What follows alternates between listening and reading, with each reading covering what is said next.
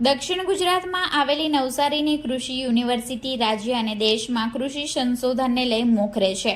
ખેડૂતોને ઉપયોગી સંશોધન તેમજ વિદ્યાર્થીઓ અહીંથી દેશના કૃષિ વિકાસમાં મહત્વનું યોગદાન આપે છે. આજે કૃષિ યુનિવર્સિટી ખાતે 20મો પદવીદાન સમારોહ યોજવામાં આવ્યો હતો, જેમાં ચાન્સેલર રાજ્યપાલ આચાર્ય દેવવ્રત મુખ્ય અતિથિ તરીકે હાજર રહ્યા હતા. રાસાયણિક ખાતરના વધુ પડતા ઉપયોગના કારણે ધરતી પથ્થર બની ગઈ છે, જેથી રસાયણને બદલે હવે ગાય આધારિત પ્રાકૃતિક ખેતી જ ધરતીને ઉપજાઉ બનાવવા માટેનો એકમાત્ર ઉપાય છે. આ વિચાર આજે નવસારી કૃષિ યુનિવર્સિટીના 20મા પદવીદાન સમારોહમાં કુલપતિ અને ગુજરાતના રાજ્યપાલ આચાર્ય દેવવ્રતે વહેતો મૂક્યો હતો.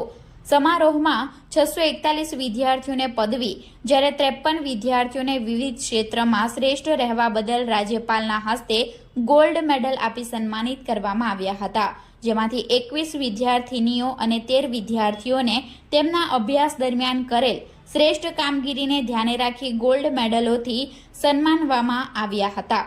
જ્યારે સૌથી વધુ ગોલ્ડ મેડલ મેળવનાર વિદ્યાર્થીની સેજલ સિંઘે કૃષિ ક્ષેત્રમાં MBAની ડિગ્રી મેળવ્યા બાદ કૃષિ ઉદ્યમી बनवानी इच्छा व्यक्त करी હતી. तो मेरा नाम सेजल सिंह है।